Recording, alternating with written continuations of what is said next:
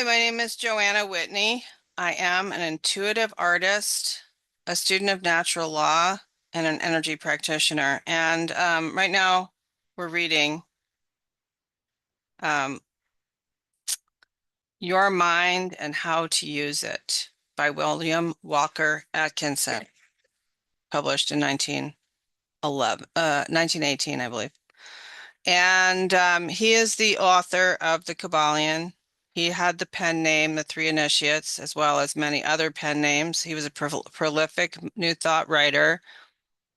And this book came after the Kybalion and after the arcane teachings also. So I guess he realized that you're not going to really be able to put natural law into practice if you don't know how to use your mind. And my thought about it is that although I'm developing my psychic abilities, I really do need to simply get my mind to work better because I have become addicted to all the various distractions of this technological world that we live in, and it makes it harder for me to develop those abilities if my mind is not flexible and intact. So I decided to read this book because it's got some really good information and exercises you can do to get your mind back into shape. So we're on chapter 5, attention. So I'm going to read the chapter pretty much, most of it, and discuss things as they come up. Intimately connected with the object of consciousness is that process of the mind which we call attention. Attention is generally defined as the application of the mind to a mental state. It is often referred to as concentrated consciousness, but others have ventured that's the somewhat daring conjecture that consciousness itself is rather the result of attention, instead of the latter being an incident of consciousness. We shall not attempt to discuss this question here, except to state that consciousness depends very materially upon the degree of attention bestowed upon its object. The authorities place great importance upon the intelligent direction of the attention, and hold that without this, the higher forms of knowledge are impossible. It is the common belief that we feel, see, hear, taste, or smell whenever objects affecting those senses come in contact with the organs of sense governing them. But this is only a partial truth. The real truth is that we become conscious of the report of these senses only when the attention is directed toward the sensation, voluntarily or involuntarily. So I'm just going to say, long past this point was when they did the double slit experiment where they discovered that the scene is influenced by the seer. So this reiterates or underscores what this book is saying. But it's really important because the fabric of the object is changed by the person looking at it. And in occultism, there's something called the gaze. Qigong masters who are very far along can take the energy that they put into sword fingers and just use their eyes alone. So again, the eyes are the windows of the soul. So if you open the window, the soul is what has the power access.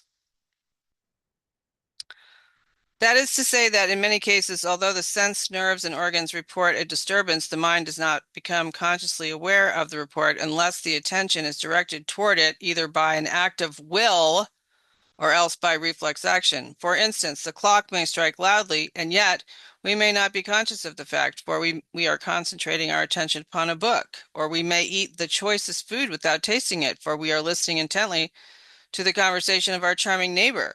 We may fail to perceive some startling occurrence happening under our very eyes, for we are buried deep in thought concerning something far removed from the present scene.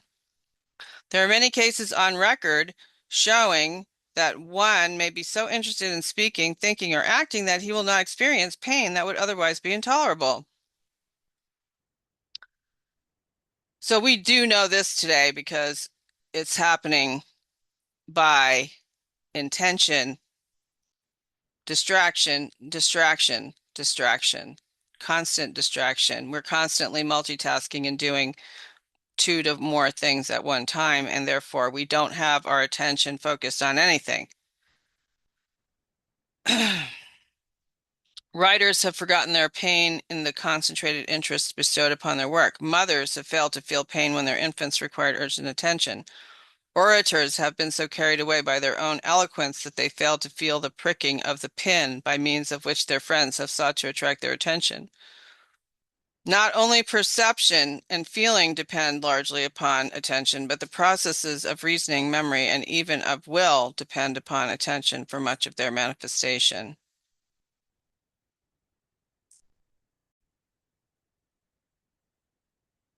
Psychologists divide attention into two general classes, one, voluntary attention, and two, involuntary attention. Voluntary attention is attention directed by the will to some object of our own more or less deliberate selection. It requires a distinct effort of the will in order to focus the attention in this way, and many persons are scarcely aware of its existence. So seldom do they manifest it. Voluntary attention is the result of training and practice and marks the man of strong will, concentration, and character. Some authorities go so far as to say that much of that which is commonly called willpower is really but a developed form of voluntary attention. The man of strong will holding before him the one idea which he wishes to realize.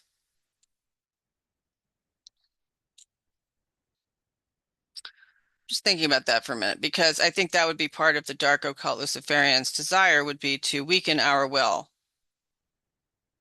or maybe make us double-willed so that we have an ulterior desire that we may not know about, and then it would make it so that when we put our attention on something, we can't manifest anything because we don't have singular attention at this point.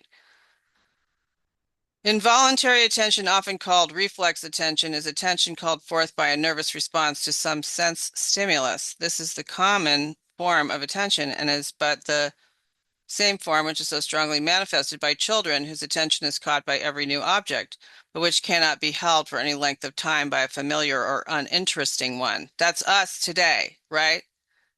Like children. It is of the utmost importance that one should cultivate his power of voluntary attention. Not only is the willpower strengthened and developed in this way, but every mental faculty is developed by reason thereof. The training of the voluntary attention is the first step in mental development. Training the attention. That the voluntary attention may be deliberately trained and developed is a fact which many of the world's greatest men have proved for themselves. There is only one way to train and develop any mental power of faculty, and that is by practice and use. By practice, interest may be given to objects previously uninteresting, and thus the use of the attention develops the interest which further holds it. Interest is the natural road over which attention travels easily, but interest itself may be induced by concentrated attention. By studying and examining an object, the attention brings to light many new and novel features regarding the thing, and these produce a new interest, which in turn attracts further and continued attention. Actually, this is bringing to mind, like, I feel like the internet is like a black mirror at this point, and I feel like because my gaze is on it all the time, that it's likely that my energy is being harvested through the screen. And why that came up just now is because um, before the internet, I was able to see every object as beautiful, every single one. I could find beauty in everything. And now it's harder because I think it's because I'm staring into the screen and my energy is being harvested, pulled out through my eyeballs. And something's happening with it, with me, with my eyeballs, because I'm staring into the screen all the time. Really weird things. Someone showed me something really weird today. I don't think I can show you now, but I will.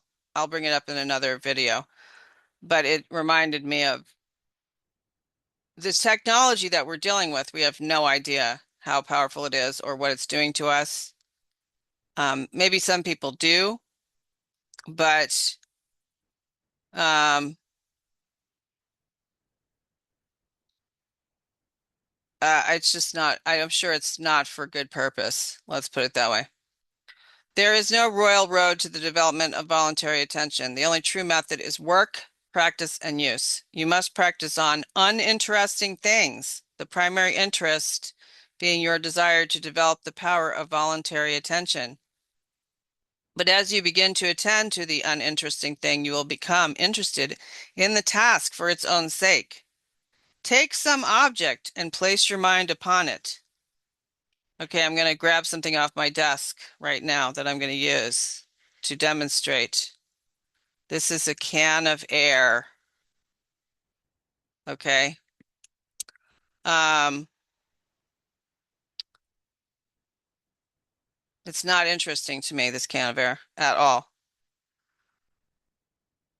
Think of its nature, where it came from, its use, its associations, its probable future of things related to it, etc.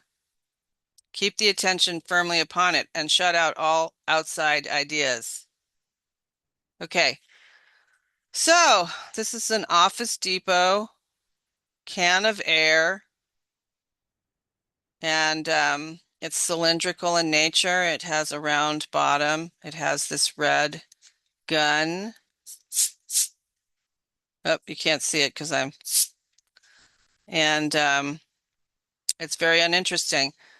But I used to draw pictures of stuff like this. I used to take plain objects like this and draw them, and they would become beautiful as a result of being drawn in a with a nice shadow coming through the sunlight of the window and the reflection. There's a reflection on this can, and um, it's smooth, smells like metal, smells like, dust because it's been sitting here for a long time. Um, tastes like metal. Let's see, that was my nose, my mouth, well, I can hear it. Obviously, sounds like canned air. Um, sounds like, so that's what we're talking about. We're talking about paying attention to uninteresting objects and finding, it feels good, it's cool. Um,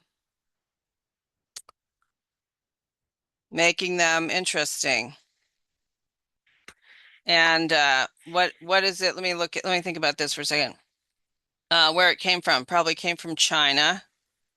It's for blowing dust off my keyboard and my computer. It's associated with the computer and dust. Its probable future is it will go in the trash can because I don't believe that things are being recycled anymore. Um, I mean, you can throw things into the recycle bin, but where do they actually end up? Um, things that are related to it are the computer screen, the computer keyboard, the lamp, um, anything that's dusty, anything from the desk. Keep the attention firmly upon it and shut out all outside ideas. Then after a little practice of this kind, lay aside the object for the time being and take it up again the next day, endeavoring to discover new points of interest in it. The main thing to be sought is to hold the thing in your mind, and this can be done only by discovering features of interest in it. Well, there's a lot of words on it that I haven't read, so maybe tomorrow I'll do that. The interest-loving attention may rebel at this task at first and will seek to wander from the path into the green pastures which are found on each side thereof. But you must bring the mind back to the task again and again. So scrolling is the antithesis of this exercise. After a time, the mind will become accustomed to the drill and will even begin to enjoy it. Give it some variety by occasionally changing the objects of examination. The object needs not always be something to be looked at. Instead, select some subject in history or literature and run it down, endeavoring to bring to light all the facts relating to it that are possible to you. Anything may be used as the subject or object of your inquiry, but what is chosen must be held in the field of conscious attention firmly and fixedly. The habit once acquired, you will find the practice most fascinating. You will invent new subjects or objects of inquiry, investigation, and thought, which in themselves will well repay you for your work and time, but never lose sight of the main point, the development of the power of voluntary attention. In studying the methods of development and training the voluntary attention, the student should remember that any exercise which develops the will result in developing the attention, and likewise any exercise which develops the voluntary attention will tend to strengthen the will. The will and attention are so closely bound together that what affects one also influences the other. Ah, that makes sense. That's why they want us so distracted, because then we have no will to stand up against their nefarious psyops that they will be perpetrating upon us to try to render us traumatized and willing to do anything to be left alone. Yeah. That makes sense. This fact should be borne in mind in the exercises and practices based upon it. In practicing concentration of voluntary attention, it should be remembered that concentrating consists only of focusing the attention upon a given object or subject, but also of the shutting out of impressions from other objects or subjects. This reminds me of like meditating and then asking God or your higher power to help you to let any outside noise just take you deeper into the meditation. Some authorities advise that the student endeavor to listen to one voice among many, or one instrument among the many of a band or orchestra. Others advise the practice of concentrating on the reading of a book in a room filled by persons engaged in loud conversation and similar exercises.